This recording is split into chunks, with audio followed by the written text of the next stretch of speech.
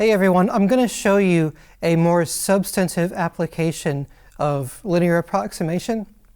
And the setup is, say you're out on the soccer field, you're kicking a soccer ball, and there's two things that are going to determine where that ball ends up. And that's the speed at which you kick it and the angle that your foot's making. So you can see in the diagram I've got over here, say that your foot's going along that straight line at 25 feet per second. And say that you kicked at an angle of 34 degrees against the horizontal, the ground level. And the soccer ball is going to come up in this sort of parabolic shape and come down and hit the ground at some point. And we'll call the distance that it traveled, we'll call that S.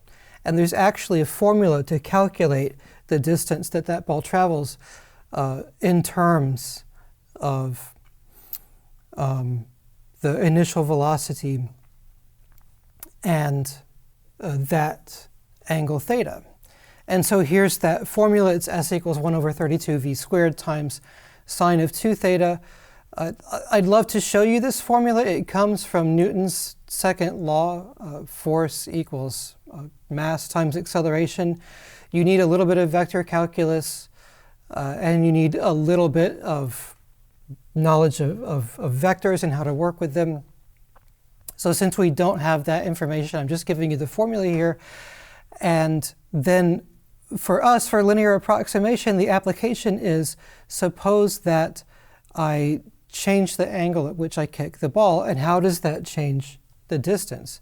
So say I made a small change, like say delta theta equals 2 degrees. So say I kick the ball at an angle of 36 degrees. So how much farther away or further back, or maybe there's no change. But anyway, what's the effect that we're going to have on that distance S? So that's what I'd like to figure out. And I'm going to use this setup. So here, theta is the only thing that's changing. The velocity is staying constant. So I can go ahead and just plug in v equals 25. And 25 squared is 625. So I'm going to get 625 over 32 times sine of 2 times theta. And if I just want to plug in theta equals 34 degrees, I can get an answer for this value of S. It's going to be roughly 18.1 feet. Actually, a little note about that. If you just plug in 34 degrees, if you just plug in 34 into this function, it's not going to work out the way you want, because the input for sine has to be in radians, no matter what. Has to be between 0 and 2 pi. If you put in 34, you'll get an answer, but it won't correspond to 34 degrees. So that's sort of like a sneaky part of this problem. Actually, one of the first things you want to do is either convert that to radians or convert this formula into radians. And if you remember, the way that you convert degrees into radians, you're going to be multiplying by pi divided by 180. So if I want to rewrite this function so that I can properly put the input in terms of degrees, I can just say 625 over 32 times 2 times pi times theta over 180. And then 2 over 180 is going to be 90. So I'm going to be left with theta times pi over 90. And now this theta is in degrees instead of radians. I'll put like a little degree symbol up there so you can keep that straight. So now you can just plug in 34 and you'll get that answer, roughly 18.1 feet. But what we're really after here is, how does S change if theta changes a little bit?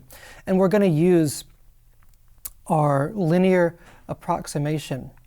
And so that formula, I'll remind you, the formula written in Isaac Newton's notation is that if you want to take a change of S, then approximately that's equal to the derivative of S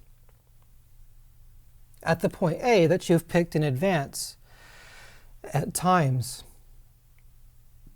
that change in theta.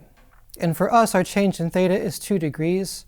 For us, the point A that we've picked in advance is 34 degrees. That's, the initial angle that you kick the ball at.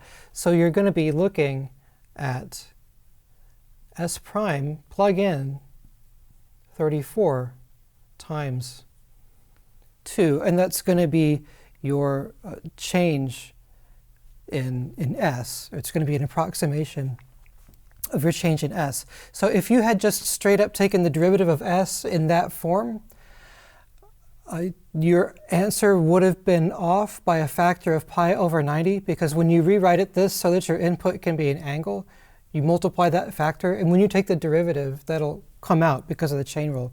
We'll see that in just a second. Actually, let's see that right now. Let's go ahead and calculate this S prime of 34. And to do that, I'll calculate the derivative first and then plug in the number. So let's do it. Here's my function S in terms of theta, and its derivative, S prime of theta.